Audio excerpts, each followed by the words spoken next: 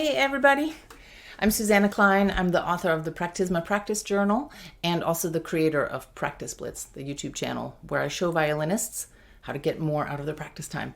Today's topic is double stops by popular request, I should say. So we're going to be looking at like a 6-bar phrase of an Allard duo. I will put the sheet music below in case you want to follow along or print it out or something like that. And I'm going to show you the 10 ways that I like to work on my double stops.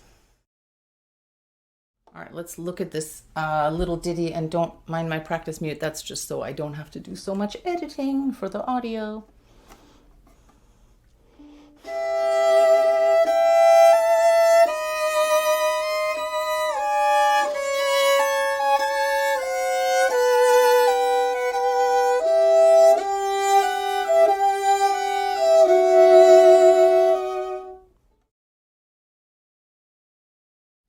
Okay, the first thing I would do is OFAT, one finger at a time. I'm not going to demonstrate it here, but before you do it with fingerings, maybe do it in just whatever position you want to get both the top and the bottom in your ear. And then pretty quickly move on to playing the fingerings that are actually there. We're going to start with the top. We are starting in second position so that I can avoid the fourth finger on the first double stop.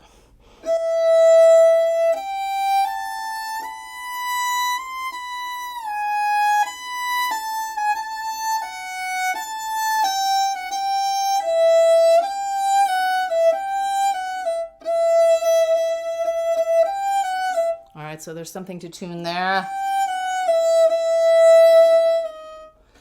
I'm already trying to think about phrasing. I'm doing it mostly for pitch, but you might as well double up on your efforts.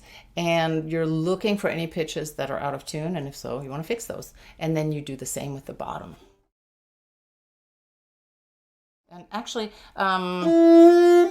you might want to, figure out how you're getting into second. I would probably go through my first finger.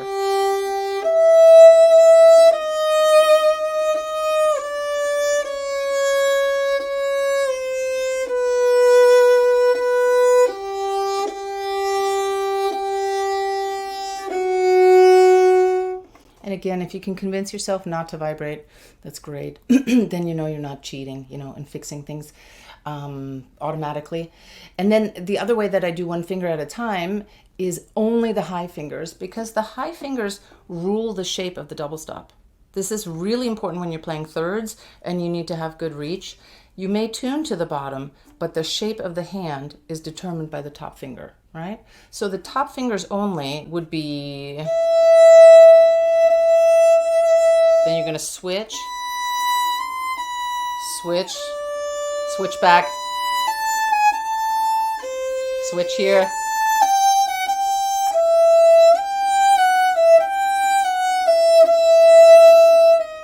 right?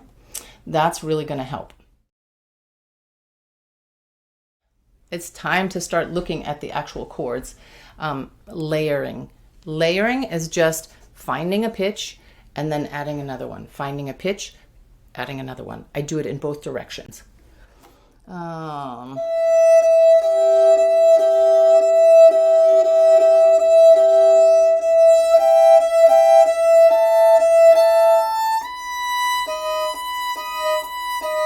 I'm lifting and putting down rather than, right, scooching around. I can always scooch around in performance. I've done it plenty, and I think we'll always be good at it. But when I'm layering the chords, I really am lifting, placing down, lifting, putting down, lifting, putting down. If something's not right, if you're like, oh, that's too high, put the finger lower. But I try to correct rather than to adjust in practice. And whatever finger you've done first, then reverse it.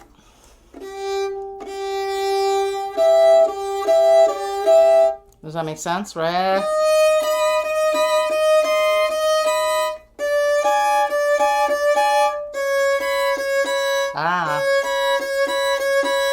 Yeah, okay. Just chord by chord, you're going through and figuring out what the hand shape has to be.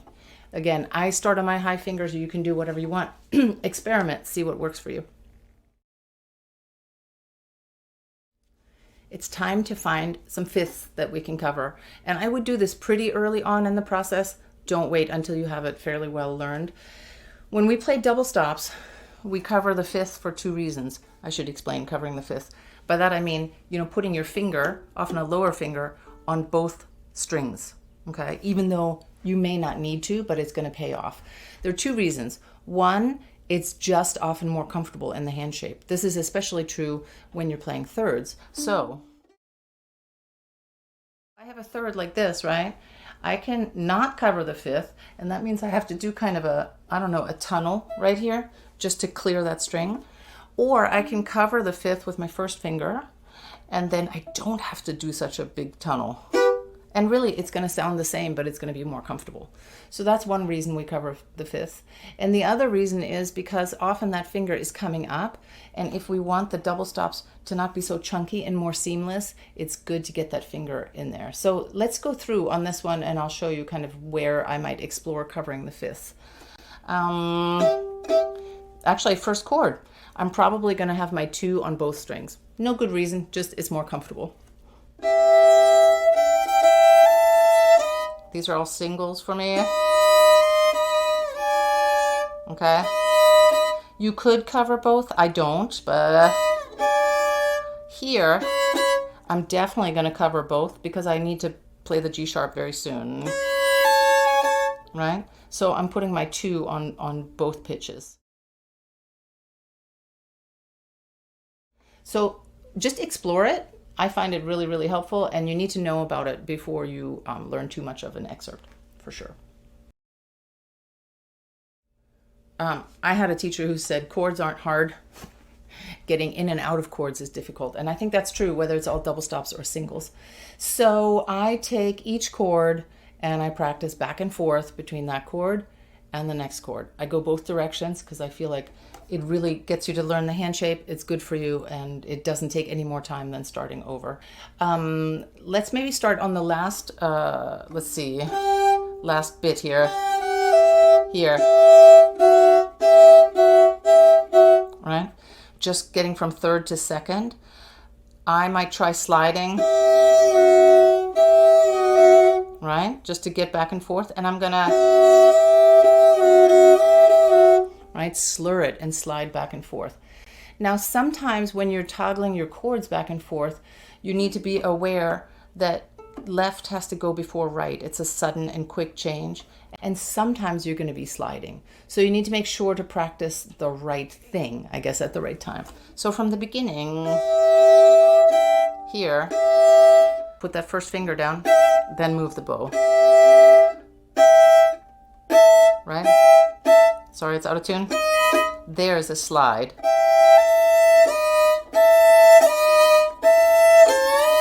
Right? So I'm practicing that change.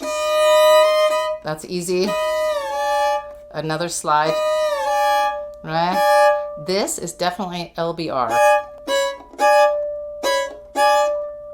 And you notice I'm trying to move quickly, and be aware that your fingers have to lift and place. They have to place at the same time. You don't want to get in the habit of plop, plop, plop, plop. And especially if you're practicing slowly, make sure that the tempo might be slow, but the action is decisive and both fingers at the same time. You're not practicing intonation in this case. You're practicing just quick switches of the chords. Here's one of my favorites. It's the one-line check. Who taught me this? Elizabeth Atkins, who I think studied with Shumsky, and it kind of like, it rocked my world. It made such a difference. By the way, if you're enjoying any of this, subscribe to my channel, please. And let me know what kind of topics you want. All right, so the way you do this is that you finger both in the left hand, but you only play one of the lines with the right, with the bow. And it's to check intonation, basically, right? So, oops. I forgot to finger.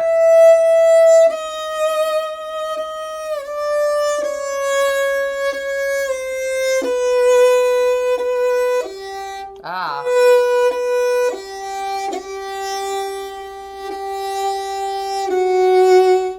So what I noticed more than intonation was actually that some of those notes were just very poorly connected. I'm really struggling with the timing of it. Okay.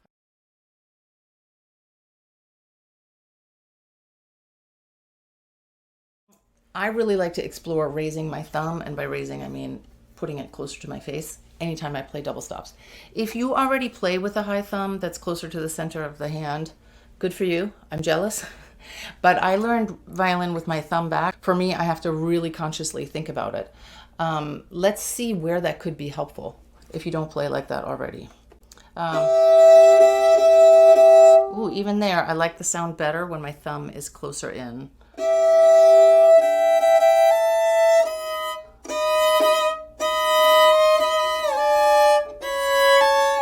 There. I don't know, for my fourth finger.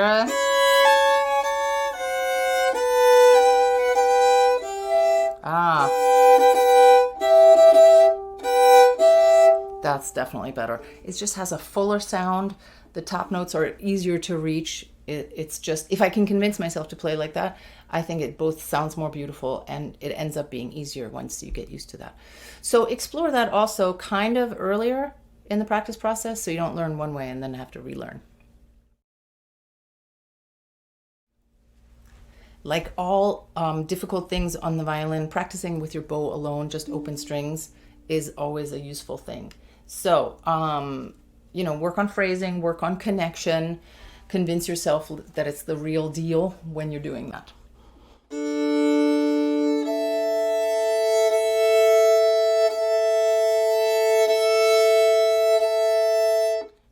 Actually, I should do it for you the way I do it in my practice room, even though it's a little bit hideous sometimes. I play open strings and sing the melody.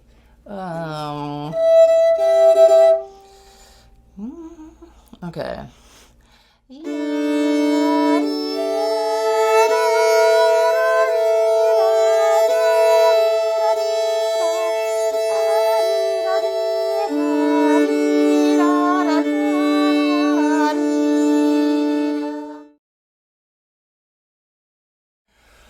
Whew. Okay, I need to tune my open strings. I think my singing is hopeless. There's nothing we can do about that. But it kind of connects, right? The playing and the singing. So if no one can hear you, embarrass yourself in your practice room and try that. And if you're having any issues with your bow, work those out, because it is your bow that's going to sell double stops, actually not the intonation. I want to talk about the thumb again, because we tend to squeeze on our double stops. All of us do this. It's psychological, it's physical, it's natural, but we should cut that out. So here's some exercises to work on tension within double stops. One idea is just to go through some tapping exercises as you're practicing. Tap, tap, tap, right? Tap, tap, tap. Tap, tap, tap. Trying to play as light as I can with the left hand and still get pitch out. Tap, tap, tap, etc., right? Just releasing and tapping can be really useful. And the other thing that you might want to do with your thumb, even though, again, it's embarrassing, but nobody can hear you but you, is to play without your thumb, because that is sort of the minimum pressure that you would have. It's probably not going to sound good, but zero pressure can really be useful. So, okay, no thumb.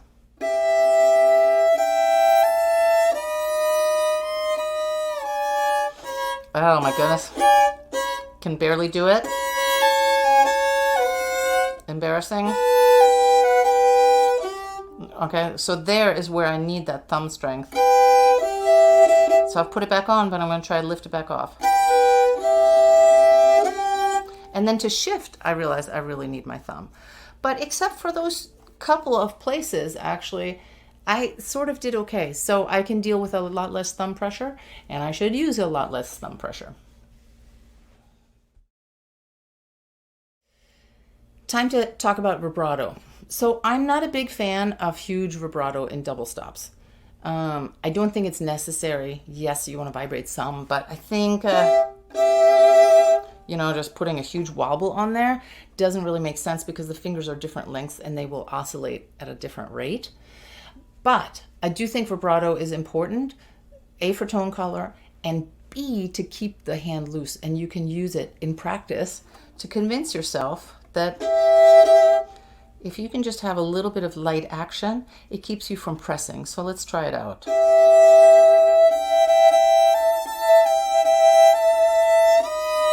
Right there, I want to grip.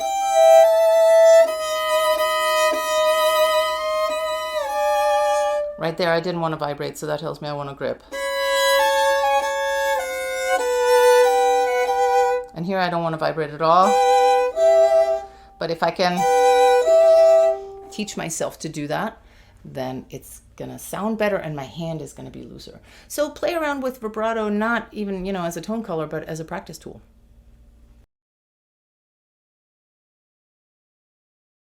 And then, because life's not fair, I would spend just some time working on the hardest to reach places. So for me in that excerpt, it is this one, right? I'm gonna see, can I come in anymore and be ready for that? The other one that really gives me trouble is, this one. Right? I have to reach all the way in. So just being aware of that setup and spending some extra time on those hard to reach places. And don't be scared to go back to single lines, like, right? Or all combinations when things are giving you trouble. Anyway, that's way too long, and I hope this was useful, and happy practicing out there, and I'll see you later. Bye.